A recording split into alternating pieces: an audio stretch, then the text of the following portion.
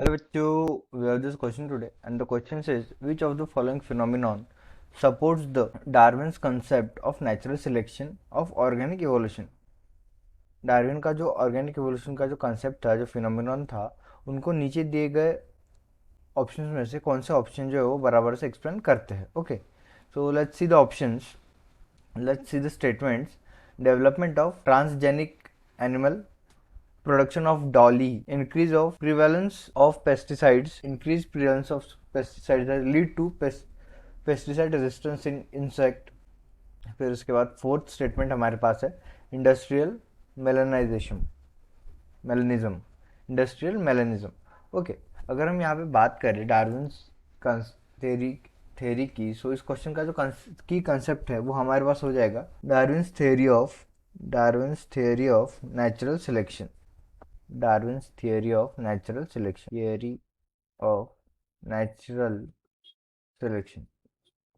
इसे ही हम इसी इसी थियरी को हम जो है सर्वाइवल ऑफ द फिटेस्ट भी कहते हैं, क्योंकि नेचर जो है ऐसे ऑर्गेनिज्म को सिलेक्ट करता है रिप्रोड्यूस करने के लिए एंड सर्वाइव करने के लिए, जो कि उसके सराउंडिंग के अकॉर्डिंग फिट हो। अभी फिट हो मीन्स वो उसके सराउंडिंग के अकॉर्डिंग बराबर से अडेप्ट करे, ठीक है, बराबर से वेरिएशन लाए एंड बराबर से अपने आप को ढाल ले। सो जो फिटेस्ट ऑर्गेनिज्म है वो अलाउ किया जाता है सर्वाइव एंड रिप्रोड्यूस करने के लिए। अभी fitness means well developed organism of the atmosphere, well developed to the atmosphere. Okay, well developed and well adept to the surrounding atmosphere. Okay, अभी इसी के बाद अगर हम पहला स्टेटमेंट पढ़े तो उसमें ट्रांसजेनिक एनिमल का जो है वो जिक्र किया गया। अभी ट्रांसजेनिक एनिमल क्या होता है? Transgenic genic animal.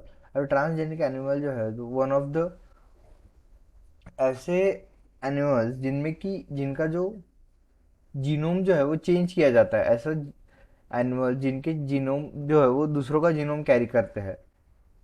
One whose genome has been change and they carry the genes of other species. उनका जीनोम जो है वो चेंज किया जाता है आर्टिफिशियली, और वो जो है दूसरे एनिमल्स का जीन जो है वो कैरी करता है। ऐसे ऑर्गेनिज्म जो ट्रांसजेनिक एनिमल होते हैं। पहला स्टेटमेंट ये हो गया। दूसरा स्टेटमेंट जो है वो डॉली के बारे में है, प्रोडक्शन ऑफ डॉली। और हमें पता है जेनेटिक्स पढ़ने के बाद कि डॉली जो है वो एक शीप थी जो कि क्लोन की गई थी। ओके, क्लोनिंग से प्रोड्यूस की गई शीप थी। सेकंड स्टेटमेंट भी हमारा जो है वो देख लिया हमने।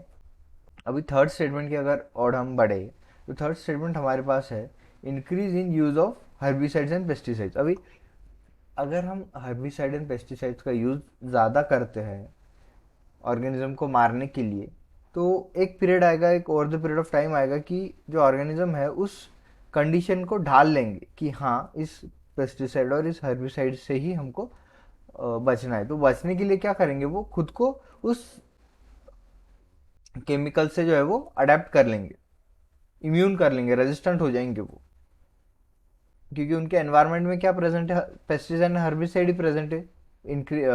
उसका यूज इंक्रीज होने की वजह से, तो उसका पेस्टिसाइड का यूज इंक्रीज होने की वजह से उनके सराउंडिंग में वही उन्हें मिल रहा है। तो वो क्या करेंगे? Over the period of time वो रेजिस्टेंस हो जाएंगे। उनकी जो है रेजिस्टेंस वेराइटीज, रेजिस्टेंट वेरिएंट मिलेंगे over the period of generation, और इसी को जो है एडेप्टेशन कहा जाता है। अगर तुम्हारे एनवायरनमेंट में पेस्टिसाइड्स है तो तुम उस पेस्टिसाइड को अडेप्ट हो जाओ, फिर नेचर तुम्हें जीने के लिए सिलेक्ट करेगा, तुम जी जाओगे। सो अडेप्टेशन उससे नेचुरल सिलेक्शन। सो ये फिनोमिनन जो है वो। फिर उसके बाद आता है फोर्थ, इंडस्ट्रियल मेलानिज्म। अभी इंडस्ट्रियल मेलानिज्म क्या है? अभी देखिए, ये एक टाइप ऑफ नेचुरल सिलेक्शन है जिसमें देखिए क्या होता है।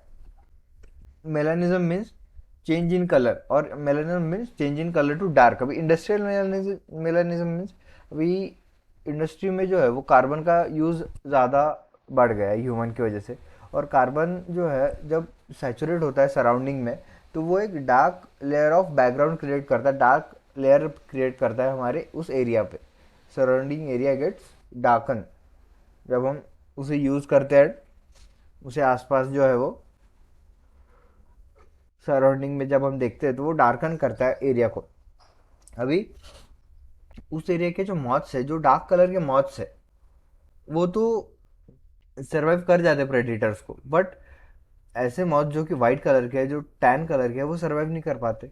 सो ये जो डार्क कलर के मॉथ है, उन्होंने अडेप्ट कर लिया है खुद को सराउंडिंग से, बैकग्राउंड से, ताकि प्रेडिटर को जो है जल्द से नजर ना आए। To survive the dark background, to survive the surrounding area, the moth has adapted themselves into darkening themselves to hide from an predator, to hide from predators. सो ये जो है एक टाइप ऑफ नेचुरल सिलेक्शन है। आपका nature जो है वो select कर रहा है आपको, क्योंकि आपका सराउंडिंग तो है वो चेंज हो गया है। सराउंडिंग का जो एटमॉस्फेयर है वो डार्क हो गया है, जो कलर है वो डार्क हो गया है। तो आप अगर आपको सर्वाइव करना है तो आपको डार्क बैकग्राउंड में ढलना पड़ेगा। अगर हम देखें तो पहला जो स्टेटमेंट है, डेवलपमेंट ऑफ जेनेटिक एनिमल, ये जो है डार्विन की थ्योरी को सपोर्ट नहीं करता, क्योंकि तब जो है वो जीनोम या फिर जीन या फिर जेनेटिक्स जो है डार्विन ने स्टडी नहीं किया था। फिर प्रोडक्शन ऑफ डॉली, क्लोनिंग भी नहीं स्टडी किया था डार्विन ने। सो सेकंड ऑप्शन भी गलत होगा। थर्ड एंड फोर्थ ऑप्शन जो है वो सपोर्ट करता है डार्विन की थ्योरी को। सो करेक्ट ऑप्शन जो है इस क्वेश्चन का वो हमारे पास हो जाएगा option C. Final answer of this question would be option C, third and fourth. I hope you understood it well. Best of luck.